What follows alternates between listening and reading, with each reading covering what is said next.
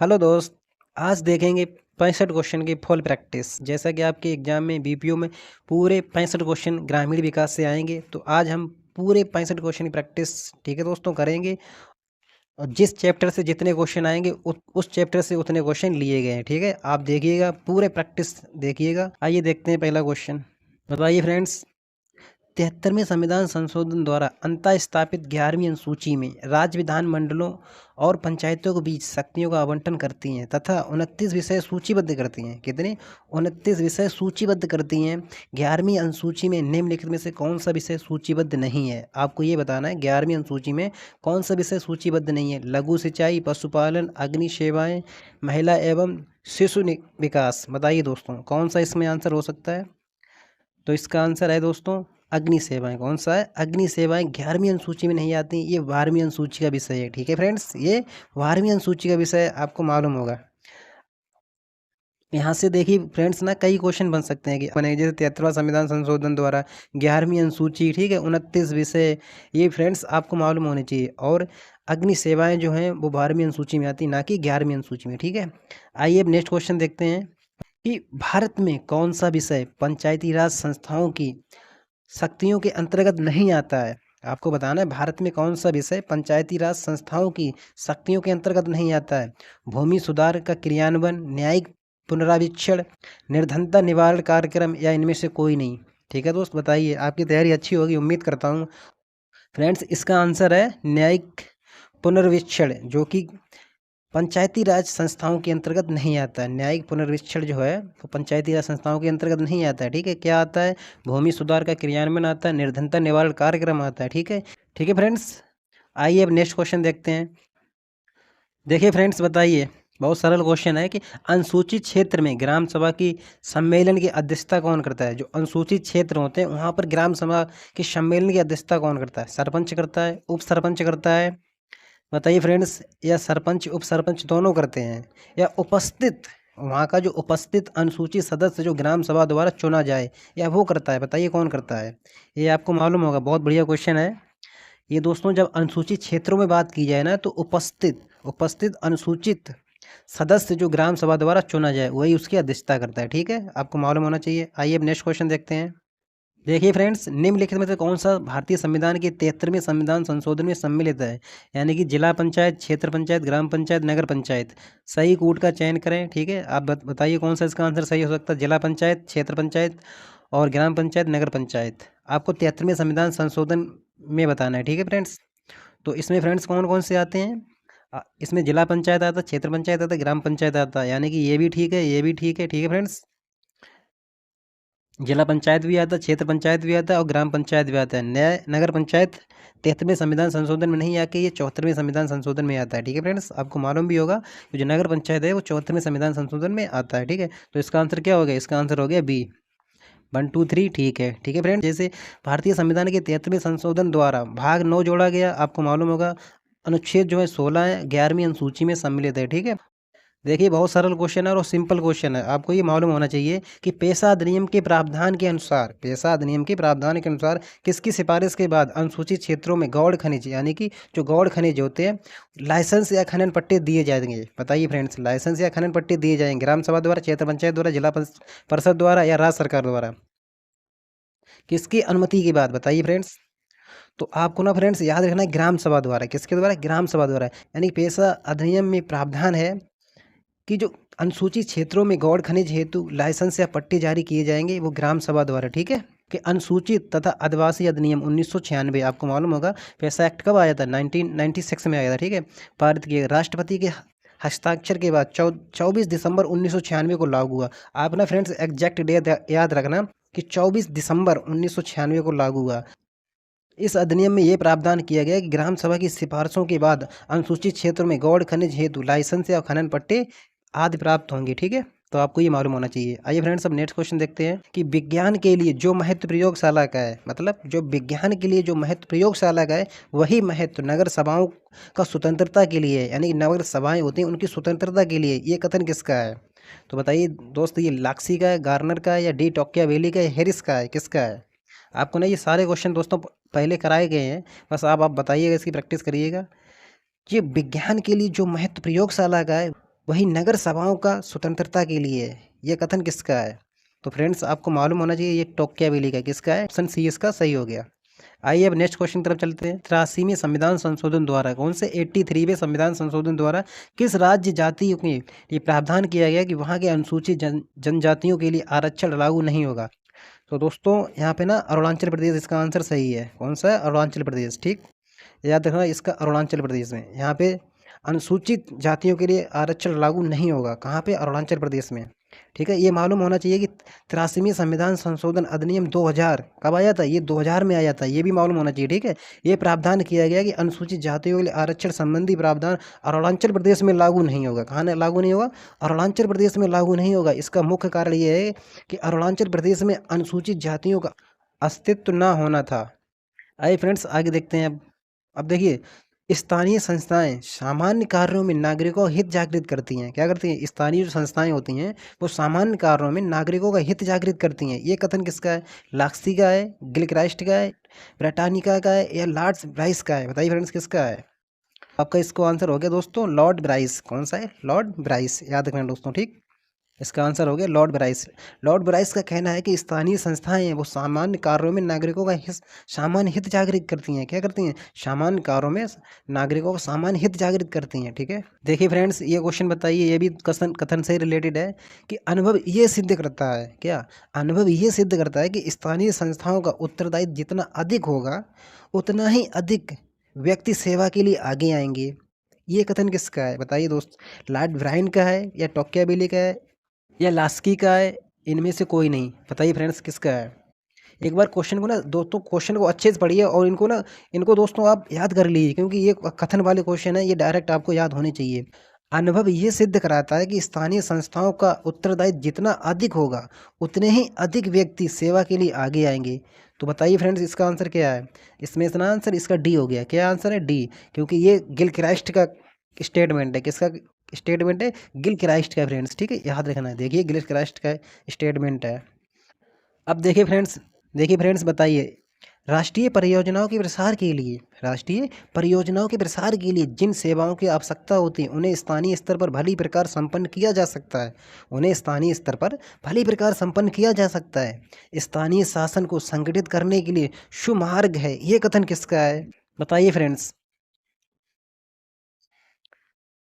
ये फ्रेंड्स ये है हिक्स का। किसका? हिक्स का कथन है। निम्न में से कौन सम्मिलित नहीं है आपको ये बताना है। देखिए इसमें बताइए कौन सा सही है कौन सा गलत है। पंचायतों का संघ राज्य क्षेत्रों में लागू होना, ये दोस्तों 243 चा में है? नहीं, ये 243 चा में नहीं है, ये 243 ठा में है। किसमें? 243 ठा में है, ना कि चा में। आपका आंसर यही सही हो गया। ठीक है, यानी कि ये गलत मैचिंग है। विद्यमान विद्यार्थियों और पंचायतों का बना रहना 243 डा में है। पंचायतों का निर्वाचन 243 डा में है। ठीक है, और पंचायतों के कर लगाने की शक्ति 243 जा में है। ये एकदम सही है। ठीक है, आपको ये याद रखने। ये दोस्तों क्वेश्चन बहुत अच्छा है। आपको बताना है कि निम्नलिखित में से कौन पंचायत समितियों की सहायता से सभी ग्राम पंचायतों के बीच धन का वितरण को नियंत्रित करता है? तो आपको मालूम होना चाहिए जिला परिषद करता है। ये क्वेश्चन बहुत अच्छा है। कौन करता है? जिला परिषद करता है। ठीक है, जिला परिषद पंचायत समितियों की मदद से सभी ग्राम पंचायतों के बीच धन वितरण को नियंत्रित करता है। ठीक है, और ये जिला स्तर पर विकासात्मक योजनाओं बनाने के लिए जिम्मेदार भी है। ठीक है, आगे देखिए, ग्रामीण क्षेत्रों में स्थानीय स्वशासन की सर्वोच्च इकाई कौन सी है? ग्राम पंचायत, ठीक है, जिला परिषद, पंचायत समिति या ग्राम सभा? आपसे पूछी जा रही सर्वोच्च इकाई। जब बात की जाए सर्वोच्च इकाई की तब आपको आंसर देना है जिला परिषद। क्या? जिला परिषद। ठीक है, याद रखना फ्रेंड्स। आगे देखिए, भारत के किस प्राचीनतम ग्रंथ में लोकतांत्रिक स्वायत्त शासित संस्थाओं का उल्लेख मिलता है? ये तो बहुत सरल क्वेश्चन है और आपको मालूम भी होगा। किसमें मिलता है? ऋग्वेद में मिलता है। किसमें मिलता है? ऋग्वेद में मिलता है। ठीक है फ्रेंड्स, किसमें मिलता है? ऋग्वेद में मिलता है, याद रखना। बताइए फ्रेंड्स, निम्न में से असत्य कथन बताइए, आपको गलत कथन बताना है। देखिए दोस्तों, पंचायत समिति परिभाषा 243 में ये सही है। पंचायतें भाग 9 है, ये भी सही है। ठीक है, और देखिए अवधि पंचायतों की अवधि 243 डा में, ये भी ठीक है। पंचायतों में स्थानों का आरक्षण आपको पता है 243 गा में है, यानी कि डी में है, ना कि गा में है। ठीक है, तो इसका आंसर क्या हो गया? इसका आंसर हो गया डी। ये गलत है। ठीक है फ्रेंड्स, बताइए। सम्मिलित नहीं है, आपको गलत बताना है। कि पंचायत सदस्य के लिए निहरताएं 243 चा में है। आपको गलत बताना है, बिल्कुल सही है दोस्तों। पंचायत सदस्य के लिए निहरताएं 243 चा में ही है, ठीक है। और देखिए पंचायतों की शक्तियां आपको पता है 243 छा में है, ये भी सही है। ग्राम सभा किसमें 243 का में है, ये भी ठीक है। पंचायतों का कुछ क्षेत्रों में लागू ना होना, ये 243 हमें बताया जा रहा है, ये दोस्तों गलत है, ठीक है। नेक्स्ट क्वेश्चन की तरफ चलते हैं कि आपको बताना है कौन सा सम्मिलित नहीं है। सहकारी समितियां भाग 9 के घा में है, ये दोस्तों गलत है। सहकारी समितियां भाग 9 के खा में है, ना कि गा में है, ठीक है। तो यही आंसर हो गया आपका। सहकारी समितियां जो है वो भाग 9 के खा में है, ठीक है। पंचायतें पंचायतें 9 में है दोस्तों। नगर पालिका 9 के का में है। संपत्ति का अधिकार भाग 12 में है। संपत्ति का अधिकार भाग 12 में है। एक बार इनको देखिए, जो सहकारी समितियां हैं वो भाग 9 के खा में है, ठीक है। पंचायतें भाग 9 में है और नगर पालिकाएं भाग 9 के का में है और संपत्ति का अधिकार भाग 12 में है, ठीक है फ्रेंड्स, याद रखना। बताइए फ्रेंड्स, निम्नलिखित में सम्मिलित है, आपको ना सही बताना है इसमें कौन सही है। पंचायतों का गठन 41 में है, गलत है दोस्तों, 40 में है, ठीक है। राज्य निर्वाचन आयोग 243 घा में बताया जा रहा है, ये भी गलत है। राज्य निर्वाचन आयोग किसमें 243 टा में है, ठीक है। सार्वजनिक वितरण प्रणाली 11वीं अनुसूची में, बिल्कुल सही है दोस्तों। सार्वजनिक वितरण प्रणाली 11वीं अनुसूची में, हमने आपको बताए थे 29 विषय में आती है ये, ठीक है। और देखिए पंचायतों को आरक्षण आपको मालूम होगा 243 घा में है, यानी कि 243 डी में है, ना कि चा में, ये भी गलत है, ठीक है। तो आपको ये याद रखने हैं। एक बार इनको सही वाले देखिए फ्रेंड्स कि पंचायतों का गठन अनुच्छेद 40 में, राज्य निर्वाचन आयोग 243 टा में, सार्वजनिक वितरण प्रणाली 11वीं अनुसूची में और पंचायतों में आरक्षण 243 घा में है, ठीक है, याद रखना। अब देखिए नेक्स्ट क्वेश्चन देखिए। बताइए फ्रेंड्स कि किस तिथि से 5 करोड़ 40 लाख ग्रामीण जनसंख्या का प्रतिनिधित्व करने वाली 35,000 पंचायतों ने कार्य करना आरंभ किया था। 15 अगस्त 1949 से, याद रखना फ्रेंड्स, ये ना गलती हो सकती है यहाँ पे। 15 अगस्त 1949 से, 15 अगस्त 1949 से 5 करोड़ 40 लाख 5 करोड़ 40 लाख ग्रामीण जनता का प्रतिनिधित्व करने वाली 35,000 पंचायतों ने कार्य करना शुरू किया था। आइए अब नेक्स्ट देखते हैं। बताइए स्वामित्व योजना किस प्रकार की योजना है। आपको ये बस ये बताना है कि स्वामित्व योजना जो है वो किस प्रकार की योजना है। क्या केंद्र क्षेत्र की योजना है, या केंद्र प्रायोजित योजना है, या राज्य की योजना है। बताइए फ्रेंड्स, किस क्षेत्र की योजना है, आपको मालूम होना चाहिए। तो दोस्तों ये ना केंद्र क्षेत्र की योजना है, केंद्र प्रायोजित योजना नहीं है। कौन सी योजना है, केंद्र क्षेत्र की योजना है। स्वामित्व योजना ये कब आई थी, 24 अप्रैल 2020 को आई थी। कब आई थी, 24 अप्रैल 2020 को आई थी। ये भी आपको मालूम होगा। इसका आंसर देखिए दोस्तों, नेक्स्ट क्वेश्चन में क्या है, स्वामित्व योजना कब प्रारंभ की गई, तो आपको मालूम होगा 24 अप्रैल 2020 को प्रारंभ की गई। आगे देखिए, ये क्वेश्चन बहुत इंपॉर्टेंट है कि बताइए फ्रेंड्स, राष्ट्रीय ग्राम स्वराज अभियान आरजेएसए का शुभारंभ कब किया गया था। बताइए फ्रेंड्स, 24 अप्रैल 2018 को किया गया। अब तो आपको ये सब याद होंगे ना, कई बार हमने आपको दोस्तों पढ़ाए हैं, सब आपको याद होंगे, उम्मीद करता हूँ ऐसी, ठीक है। देखिए राष्ट्रीय स्वराज अभियान आरजेएसए का शुभारंभ 24 अप्रैल 2018 को पंचायती राज मंत्रालय द्वारा भारत सरकार की एक व्यापक योजना के रूप में किया गया था, ठीक है। इसे संपूर्ण भारत के ग्रामीण क्षेत्रों में पंचायती राज प्रणाली को विकसित और मजबूत करने के लिए, ठीक है, 2018-19 से 2021-22 तक क्रियान्वित किया गया था, ठीक है। अब इसका कार्यकाल बढ़ा दिया गया। इस योजना का कार्यकाल अब 1 अप्रैल 2022 से 31 मार्च 2026 तक बढ़ा दिया गया, ठीक है। तो आपको बस ये भी मालूम होना चाहिए, जो आरजेएसए है वो अब कितने से कितना तक बढ़ा दिया गया है। तो याद रखना 2022-23 से लेके 2025-26 तक, 2022-23 से लेके 2025-26 तक, पहली बार 2018-19 से 2021-22 तक, ठीक है फ्रेंड्स, याद रखना।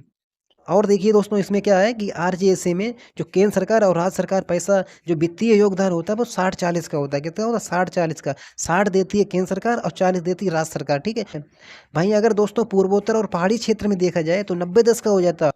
जो केंद्र शासित प्रदेश में वहाँ पे आरजेएसए पूर्णतः भारत सरकार वित्तीय प्रबंध करती है, ठीक है। और जो पहाड़ी क्षेत्र है वहाँ पे 90-10 का रेशियो होता है। जो मैदानी क्षेत्र है, ठीक है, जो स्टेट है उनके साथ दोस्तों 60-40 का रेशियो होता है, आपको याद रखना, ठीक।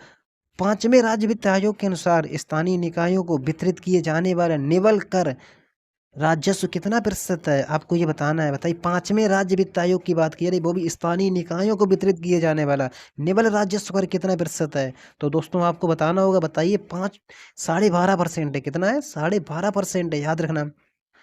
बताइए फ्रेंड्स, इसमें ना उत्तर प्रदेश सरकार द्वारा पंचायतों से संबंधित किस अधिनियम का कार्यान्वयन किया जा रहा है। आपको बताना है कि उत्तर प्रदेश सरकार द्वारा पंचायतों से संबंधित किस अधिनियम का क्रियान्वयन किया जा रहा है। तो आपको दोस्तों मालूम भी होगा, उत्तर प्रदेश पंचायती राज अधिनियम कब आया था? 1947 में आया था, ठीक है।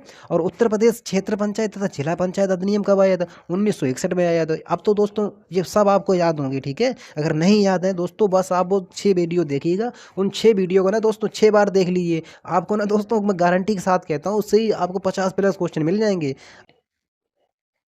देखिए दोस्तों, बताइए, बहुत अच्छा क्वेश्चन है कि मुख्यमंत्री समग्र विकास योजना का शुभारंभ कब किया गया था? मुख्यमंत्री समग्र विकास योजना का शुभारंभ कब किया गया था? तो दोस्तों आपको मालूम होना चाहिए, 24 जनवरी 2018 को किया गया था, राइट। 24 जनवरी 2018 को ही किया गया था, ठीक। मुख्यमंत्री समग्र विकास योजना का शुभारंभ 24 जनवरी 2018 को मुख्यमंत्री योगी आदित्यनाथ द्वारा किया गया। किसके द्वारा? मुख्यमंत्री योगी आदित्यनाथ द्वारा किया गया था, ठीक है। बताइए फ्रेंड्स कि पंचम राज्य वित्त आयोग द्वारा, यानी पांचवें की बात की जा रही, अंतर्गत पंचायती राज संस्थाओं हेतु अब मुक्त धनराशि का जनपदवार विभाजन और जनसंख्या तथा क्षेत्रफल के आधार पर किस अनुपात में किया जाता है? आपको बताना है, जनसंख्या और क्षेत्रफल के आधार पर पांचवें राज्य वित्त आयोग द्वारा। तो आपको दोस्तों मालूम भी होगा कितना है, 90-10 का रेशियो है। कितना है? 90-10 का रेशियो है। ये दोस्तों बहुत सरल क्वेश्चन है, आपको बिल्कुल मालूम होगा। नहीं मालूम है दोस्तों, याद रखिएगा, ठीक है। देखिए, पंचम राज्य वित्त आयोग के अंतर्गत पंचायती राज संस्थाओं हेतु अब मुक्त धनराशि का जनपदवार विभाजन 90-10 के हिसाब से, ठीक है। जनसंख्या में दोस्तों 90, भाई क्षेत्रफल में 10 है। आपको पता है जनसंख्या ज़्यादा होती है, यानी 90% दे दो, क्षेत्रफल हमारा कम होता है। क्यों? क्षेत्रफल कम होता है, जनसंख्या ज़्यादा होती है। तो क्षेत्रफल अगर कम है तो 10% और जनसंख्या ज़्यादा है तो 90%, ठीक है। तो 90-10 का याद रखना। आपको बताना है कि पांचवें राज्य वित्त आयोग की अनुशंसा के तहत राज्य के कुल विभाज्य कर पुल से पंचायती राज संस्थाओं को प्रदत्त अंश का कितना भाग जिला पंचायतों को प्रदान किया जाता है? कितना भाग जिला पंचायतों को प्रदान किया जाता है? आपको मालूम होगा 70-15-15। कितना? 70-15-15। तो जब 70-15-15 की बात की जाए, 70 है ग्राम पंचायतों के लिए, वहीं 15 है क्षेत्र पंचायत के लिए और 15 है जिला पंचायत के लिए। तो आपका आंसर हो गया जिला 15%। कितना हो गया? 15%, ठीक है। सिंपल है, बहुत सिंपल है, याद रखना। और देखिए, पांचवें राज्य वित्त आयोग की अनुशंसा के तहत राज्य के कुल विभाज्य पूल से पंचायती राज संस्थाओं को, अब देखिए यहाँ पे पूछा है, पंचायती राज संस्थाओं को अंश का कितना प्रतिशत क्षेत्र पंचायत को प्रदत्त किया जाता? तो क्षेत्र पंचायत को भी दोस्तों 15%, और ग्राम पंचायत का अगर आपसे पूछा जाए बता देना 70%, ठीक। चतुर्थ राज्य वित्त आयोग की अनुशंसा के आधार पर पंचायती राज संस्थाओं को राज्य के कुल विभाज्य कर पुल से स्थानीय स्वशासन इकाइयों को प्राप्त भाग का कितना प्रतिशत भाग दिया जाता है? बताइए। चतुर्थ राज्य वित्त आयोग की बात की जा रही है और स्थानीय स्वशासन इकाइयों की बात की जा रही है, तो कितना दिया? ये 20%, 10%, 40%, 80%। तो याद रखना दोस्तों, 40%। कितना? 40%। ये चतुर्थ राज्य वित्त आयोग की अनुशंसा के आधार पर है, ठीक है। ग्राम पंचायतों को स्मार्ट ग्राम पंचायत के रूप में विकसित करना किस योजना का उद्देश्य था? आपको ये बताना है कि ग्राम पंचायतों को स्मार्ट ग्राम पंचायत के रूप में विकसित करना किस योजना का उद्देश्य था? पंडित दीनदयाल उपाध्याय पंचायत सशक्तिकरण योजना, राम मनोहर लोहिया पंचायत सशक्तिकरण योजना, मुख्यमंत्री पंचायत प्रोत्साहन योजना, कौन सी योजना है? आपको बताना है दोस्तों, इसमें याद रखना है, मुख्यमंत्री पंचायत प्रोत्साहन योजना। कौन सी है? मुख्यमंत्री पंचायत प्रोत्साहन योजना। ये कब आई थी? 2018-19 में आई थी। कब आई थी? 2018-19 में आई थी। इसको भी याद रखना, ठीक है। कि बताइए, जन्म मृत्यु रजिस्ट्री 1969 के अंतर्गत मृत्यु जन्म की मासिक रिपोर्ट का सारांश दिया जाता है। यहाँ पे मासिक रिपोर्ट की सारांश की बात की जा रही है, ठीक है फ्रेंड्स। ये ना दोस्तों हमने कई बार आपको याद कराने की कोशिश भी की है, आपको याद भी होंगी, ठीक है। बताइए, प्रपत्र संख्या 13 में, किसमें? प्रपत्र संख्या 13 में जन्म मृत्यु रजिस्ट्रीकरण अधिनियम 1969। आपको ये भी मालूम होना चाहिए, जन्म मृत्यु रजिस्ट्रीकरण अधिनियम कब आया था? 1969 में आया था। अंतर्गत मृत्यु जन्म की मासिक रिपोर्ट का सारांश प्रपत्र संख्या 13 पर जारी किया जाता है, ठीक है। याद रखना कि जन्म मृत्यु रजिस्ट्रीकरण अधिनियम 1969 के अनुसार मंडल स्तर पर सर्वोच्च अधिकारी कौन होता है? यहाँ पे बात की जा रही है मंडल स्तर पर। आपको ध्यान देना है, मंडल स्तर पर कौन? मंडल स्तर पर सर्वोच्च अधिकारी कौन सा होता है? तो मंडल स्तर पर सर्वोच्च अधिकारी होता है अपर मुख्य रजिस्ट्रार। कौन होता है? अपर मुख्य रजिस्ट्रार। याद रखना इसको, ठीक है। अपर मुख्य रजिस्ट्रार जो होता है वो मंडल स्तर पर होता है, आपको मालूम भी होगा, ठीक है फ्रेंड्स। देखिए फ्रेंड्स, नेक्स्ट क्वेश्चन देखिए, जन्म मृत्यु पंजीकरण अधिनियम 1969 के अंतर्गत प्रत्येक रजिस्ट्रार कार्यालय के बाहरी द्वार पर लगे बोर्ड पर क्या लिखा होना आवश्यक है? बताइए, बाहरी द्वार पर लिखा क्या होना आवश्यक है? रजिस्ट्रार का नाम, रजिस्ट्रार की हाजिरी दिन व घंटा, स्थानीय क्षेत्र का नाम जिसके लिए वह नियुक्त है, जिसके लिए वह नियुक्त है, बताइए। तो ये फ्रेंड्स सभी लिखे होने चाहिए, ठीक है। इससे पता लगेगा कि यहाँ पे कौन सा व्यक्ति कार्यरत है, ठीक है। तो आपको ये सारी जानकारी मिल जाएगी कि रजिस्ट्रार का नाम लिखा होना चाहिए, रजिस्ट्रार के हाजिरी का दिन व घंटा लिखा होना चाहिए, स्थानीय क्षेत्र का नाम जिसके लिए वह नियुक्त है, ठीक है। ये सरल क्वेश्चन है, बट आप देखते जाइए और अच्छे क्वेश्चन भी हैं। जन्म और मृत्यु रजिस्ट्रीकरण अधिनियम 1969 का विस्तार है केवल राज्यों में, केवल केंद्र शासित प्रदेशों में, केवल उत्तर प्रदेश में, या संपूर्ण भारत में, बताइए फ्रेंड्स। तो आपको मालूम होगा ये संपूर्ण भारत में है। किसमें? जन्म मृत्यु रजिस्ट्रीकरण अधिनियम 1969 की बात की जा रही, तो ये संपूर्ण भारत में। और बताइए फ्रेंड्स, उत्तर प्रदेश जन्म मृत्यु रजिस्ट्रीकरण नियमावली कब आई थी? तो आपको मालूम होगा 2002 में आई थी, ठीक है। बताइए। राज्य सरकार द्वारा प्रत्येक राजस्व जिले के लिए एक जिला रजिस्ट्रार के अलावा कितने अतिरिक्त रजिस्ट्रार नियुक्त किए जा सकते हैं? तो तो दोस्तों आपको मालूम होगा राज्य सरकार जितना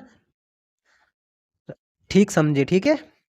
अब बताइए, ये भी क्वेश्चन बहुत ठीक है कि उत्तर प्रदेश में लैंड होल्डिंग यूनिकोड प्रणाली कब शुरू की गई थी? लैंड होल्डिंग यूनिकोड प्रणाली कब शुरू की गई थी? मार्च 2019 में, फरवरी 2020 में, या फरवरी 2021 में, फरवरी 2022 में? बताइए फ्रेंड्स कब की गई थी? तो दोस्तों आपको मालूम होगा फरवरी 2021 में। कब? फरवरी 2021 में, ठीक है। याद रखना कि निम्न कार्यक्रमों योजनाओं में किसका सुमेल सही नहीं है, आपको गलत बताना है। बताइए। सघन कृषि विकास कार्यक्रम 1961 में आया था, बिल्कुल 1961 में आया, एक सही है, ठीक है। और देखिए सामुदायिक विकास कार्यक्रम 1952 में आया था, बिल्कुल ठीक है। आगे देखिए कमांड एरिया विकास कार्यक्रम 1974 में आया था, ये भी ठीक है। कमांड करो चारों तरफ से, यानी कि कमांड एरिया विकास कार्यक्रम कब आया था? 1974 में आया था। ग्रामीण स्वास्थ्य सेवा 1954 में बताया जा रहा है, ये गलत है। 1954 में नहीं दोस्तों, 1952 में आई थी। कब आई थी? 1952 में, ठीक है। तो यहाँ से याद रखना है कि सघन कृषि विकास कार्यक्रम 1961 में आया था, ये ठीक है। और सामुदायिक विकास कार्यक्रम 1952 में आया था। कमांड एरिया विकास कार्यक्रम 1974 में आया था। और ग्रामीण स्वास्थ्य सेवा जो है वर्ष 1952 में आई थी, ठीक है। वर्ष 1952 में आई थी, याद रखना। देखिए फ्रेंड, नेक्स्ट क्वेश्चन देखिए कि लघु कृषि विकास एजेंसी किस वर्ष गठित की गई थी? लघु कृषि विकास एजेंसी किस वर्ष गठित की गई थी? 1973 में, 1974 में, 1975 में, 1976 में? तो आपको दोस्तों मालूम होना चाहिए 1973 में। कब? 1973 में, याद रखना, ठीक है। 1973 में लघु कृषि विकास एजेंसी का गठन किया गया था, ठीक है। आपको बताना है कि ग्रामीण कारीगरों को परिष्कृत औजार किट की आपूर्ति योजना कब शुरू की गई थी? बताइए फ्रेंड्स। परिष्कृत औजार किट की आपूर्ति योजना कब शुरू की गई थी? 1990 में, 1991 में, 1992 में, 1989 में, 1989 में? बताइए कब की गई थी? तो फ्रेंड्स 1992 में, ठीक है। 1992, याद रखना, ठीक है। इसका आंसर हो गया 1992 में। कहना है कि सार्वजनिक वितरण प्रणाली किस पंचवर्षीय योजना में एक स्थायी योजना बन गई थी? आपको बताना है किस पंचवर्षीय योजना में एक स्थायी योजना बन गई थी सार्वजनिक वितरण प्रणाली, बताइए फ्रेंड्स। तो आपको मालूम होगा ये 7वीं पंचवर्षीय योजना। कब? 7वीं पंचवर्षीय योजना, याद रखना, ठीक है।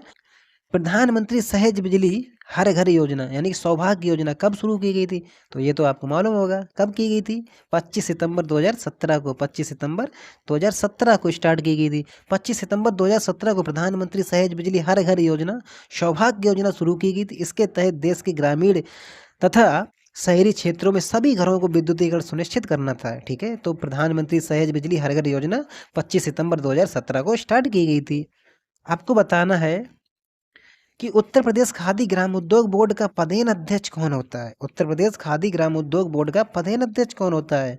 खादी ग्राम उद्योग मंत्री होता है, या सूक्ष्म लघु उद्योग मंत्री होता है? तो फ्रेंड्स आपको मालूम होगा खादी ग्राम उद्योग मंत्री होता है। कौन होता है? खादी ग्राम उद्योग मंत्री होता है, ठीक है। और देखिए ये भी क्वेश्चन बहुत अच्छा है कि उत्तर प्रदेश गौपालक योजना कब प्रारंभ की गई थी? गौपालक योजना बताइए।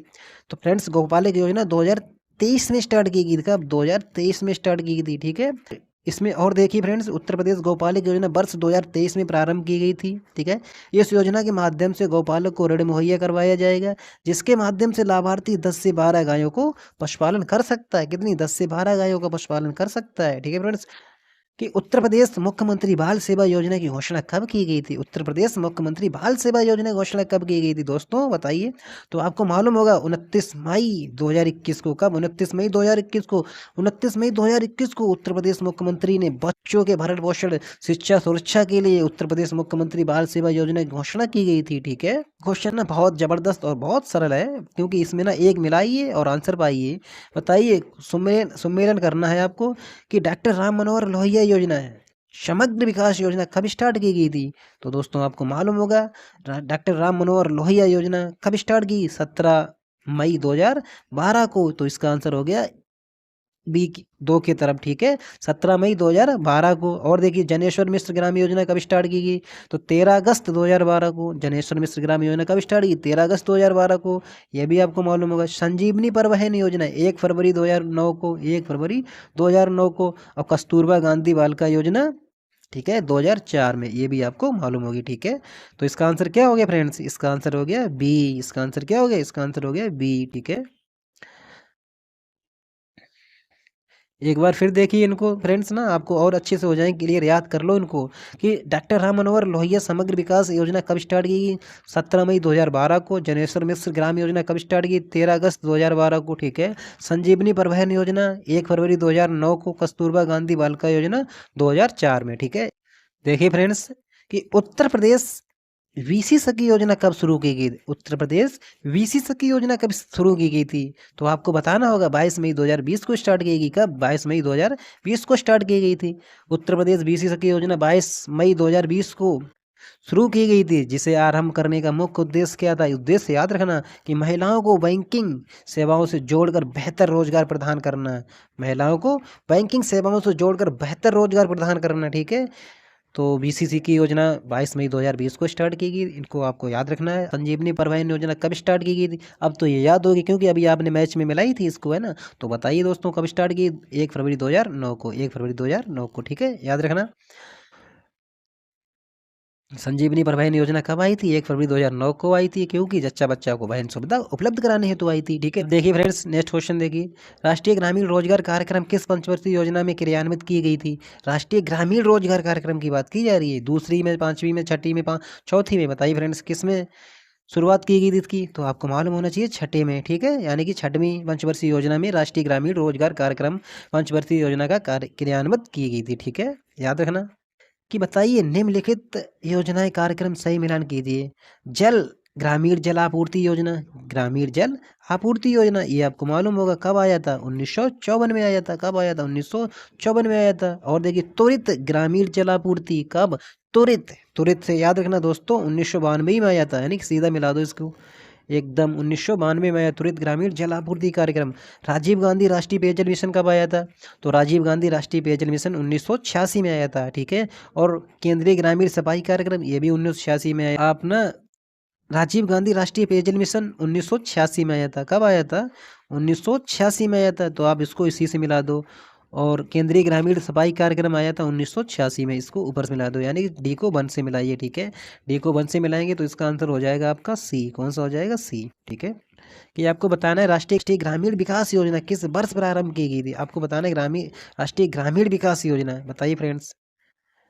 ठीक है, 1976 में ही स्टार्ट की गई थी, इसको याद रखना। ठीक है फ्रेंड्स, ये भी बहुत अच्छा क्वेश्चन है। 14 मार्च 2021 को वनवासी समागम कार्यक्रम उत्तर प्रदेश के किस जिले में संपन्न हुआ था? तो फ्रेंड्स, आपको ना ये भी मालूम होना चाहिए उससे पहले कि वनवासी समागम कार्यक्रम कब स्टार्ट हुआ था? 14 मार्च 2021 को स्टार्ट हुआ था। ये तो एक क्वेश्चन तो यही बन गया। अब बताइए फ्रेंड्स, किस जिले में स्टार्ट हुआ था? तो ये हुआ था सोनभद्र में। कहाँ दोस्तों? सोनभद्र, याद रखना। ठीक, अब देखिए ये क्वेश्चन तो बहुत ही सरल है, और आपको मालूम होगा सुनिश्चित रोजगार योजना कब शुरू की गई थी? सुनिश्चित यानी कि रोजगार को सुनिश्चित किया जाए, बताइए कब स्टार्ट की गई थी? तो फ्रेंड्स, आपको याद रखना है 2 अक्टूबर 1993 को स्टार्ट की गई थी। 2 अक्टूबर 1993 को सुनिश्चित रोजगार योजना 2 अक्टूबर 1993 को सूखा प्रभावित क्षेत्रों में, मुख्यतः जनजातीय और पर्वतीय क्षेत्रों के विकास खंडों में प्रारंभ की गई थी। ठीक है, इसको याद रखना। आपको बताना है कि गंगा ग्राम योजना कब शुरू की गई थी? गंगा ग्राम योजना कब शुरू की गई थी? तो बता देना फ्रेंड्स, गंगा ग्राम योजना जनवरी 2016 में स्टार्ट की गई थी। कब? जनवरी 2016 में स्टार्ट की थी गंगा ग्राम योजना को। जनवरी 2016 में पेयजल स्वच्छता मंत्रालय द्वारा उत्तर प्रदेश के हापुड़ जिले से प्रारंभ की गई थी। इसको भी याद रखना, कहाँ से? हापुड़ से, ठीक है, हापुड़ से, ठीक है। गंगा नदी किनारे स्थित प्रदेश के लगभग 1600 गांवों को इसी योजना के तहत विकसित किया जाए। हर घर में एक शौचालय का निर्माण होगा, यानी हर घर में शौचालय होगा। और कितने गांवों को विकसित किया जाएगा? 1600 गांवों को विकसित किया जाएगा, ठीक है। 1 जनवरी 2016 को प्रारंभ हुई थी गंगा ग्राम योजना, कहाँ से? हापुड़ जिले से, याद रखना फ्रेंड्स। बताइए, प्रधानमंत्री अन्नदाता आय संरक्षण योजना कब शुरू की गई थी? कौन सी? प्रधानमंत्री अन्नदाता आय संरक्षण योजना, बताइए फ्रेंड्स। तो आपको याद रखनी है सितंबर 2018 को। कब? सितंबर 2018 को प्रधानमंत्री अन्नदाता आय संरक्षण योजना स्टार्ट की गई थी, ठीक है, इसको भी याद रखना। नेक्स्ट क्वेश्चन देखिए, बहुत बढ़िया क्वेश्चन और जबरदस्त क्वेश्चन है कि सतत विकास लक्ष्यों के त्रिस्तरीय पंचायतों के स्तर पर स्थानीयकरण हेतु कितने मंत्रालय द्वारा संयुक्त प्रस्ताव पास किया गया था? कितने मंत्रालय द्वारा संयुक्त प्रस्ताव पास किया गया था? 7, 17, 18, 10, बताइए फ्रेंड्स, कितने प्रस्ताव को पास किया गया था? तो इसमें याद रखना 18 प्रस्ताव को पास किया। कहीं आप गलती मत कर देना 17 लगा के, ठीक है, वो 17 गोल्स हैं, ठीक है, SDG सस्टेनेबल डेवलपमेंट गोल्स, वो अलग हैं। यहाँ पे बात की जा रही है त्रिस्तरीय पंचायतों स्तर पर स्थानीयकरण हेतु कितने मंत्रालयों द्वारा संयुक्त प्रस्ताव पास किया गया? तो 18 मंत्रालय द्वारा, ठीक है, इसको याद रखना अलग से। और देखिए, ये भी क्वेश्चन बहुत बढ़िया है कि किस वित्त आयोग द्वारा त्रिस्तरीय पंचायतों के लिए अलग से बजट का आवंटन किया गया? अलग से बजट का आवंटन किया त्रिस्तरीय पंचायतों के लिए। तो ये 15वां वित्त आयोग है। कौन सा? 15वां वित्त आयोग है। 15वां वित्त आयोग द्वारा त्रिस्तरीय पंचायतों के लिए अलग से वित्त आवंटन किया गया, ठीक है, याद रखना। अब देखिए फ्रेंड्स, नेक्स्ट क्वेश्चन बहुत बढ़िया क्वेश्चन, स्वच्छ एवं हरित गांव बनाने में पंचायतें कैसे मदद करती हैं? अगर गांव को स्वच्छ और हरित गांव बनाना है, बढ़िया गांव, एकदम जबरदस्त गांव बनाना है, तो पंचायतें कैसे मदद करती हैं? आपको ये बताना है कि सौर ऊर्जा के उपयोग को बढ़ावा देकर, बिल्कुल सौर ऊर्जा को उपयोग को बढ़ावा दिया जाए, इससे क्या होगा? गाँव स्वच्छ और हरित गाँव बनेंगे, ठीक है। बायोगैस प्रणाली के उपयोग को बढ़ावा देकर, ये भी ठीक है दोस्तों, ठीक है। सूक्ष्म सिंचाई हेतु कुशल ऊर्जा सौर पंपों की व्यवस्था की जाए, ये भी ठीक है, यानी कि इसका ऑप्शन डी हो गया, यानी कि इसका आंसर सभी है। नेक्स्ट क्वेश्चन बताइए, और एकदम अच्छा क्वेश्चन है, ये आपकी परीक्षा में आएगा दोस्तों, आप देखिए इसको। पंचायतों में विकास लक्ष्यों के स्थानीयकरण हेतु चिन्हित 9 विषयगत क्षेत्रों के किन समूह में वर्गीकृत किया गया? तो आपको बताना है किन समूह में वर्गीकृत किया है, यानी कि 9 विषयों को 3 समूह में वर्गीकृत किया गया। आपको ये मालूम होना चाहिए वो 3 समूह कौन से हैं, आपको मालूम होना चाहिए। सामाजिक स्थिरता है, आर्थिक स्थिरता है, देखिए आर्थिक स्थिरता ठीक होगी, सामाजिक स्थिरता अपने आप ठीक हो जाएगी, और फिर पर्यावरण स्थिरता अपने आप आ जाएगी, ठीक है। तो ये आपको 3 समूह इस तरह से याद रखने हैं। बताइए फ्रेंड्स, स्वामित्व योजना है वो किन किन विभागों द्वारा चलाई जाती है? पंचायती राज विभाग द्वारा, भारतीय सर्वेक्षण विभाग द्वारा, या राज्य राजस्व विभाग द्वारा? ये फ्रेंड्स तीनों विभाग हैं स्वामित्व योजना को चला रहे हैं, ठीक है, आपको याद होने चाहिए। तो इसका आंसर हो गया डी, इसका आंसर हो गया डी, याद रखना, इसका आंसर हो गया डी, ठीक है फ्रेंड्स। स्वामित्व योजना राज्यों के पंचायती राज विभाग द्वारा, भारतीय सर्वेक्षण विभाग द्वारा, और राज्यों के राजस्व विभाग द्वारा संयोग से चलाई जा रही है, ठीक है, याद रखना। स्वामित्व योजना कब आई थी? 2020 में आई थी, यह भी आपको मालूम होगा, ठीक है। देखिए फ्रेंड्स, ये भी क्वेश्चन ठीक है कि राष्ट्रीय ग्राम स्वराज अभियान का राज्य घटक है, आपको बताना है राज्य घटक बताना, ठीक है, आपको राज्य घटक के अंतर्गत आंसर देना है। बताइए फ्रेंड्स, राज्य घटक है जैसे क्षमता निर्माण और प्रशिक्षण गतिविधियाँ, क्षमता निर्माण और प्रशिक्षण गतिविधियाँ, ये राज्य घटक है, बिल्कुल दोस्तों, ये राज्य घटक के अंतर्गत आता है, ठीक है।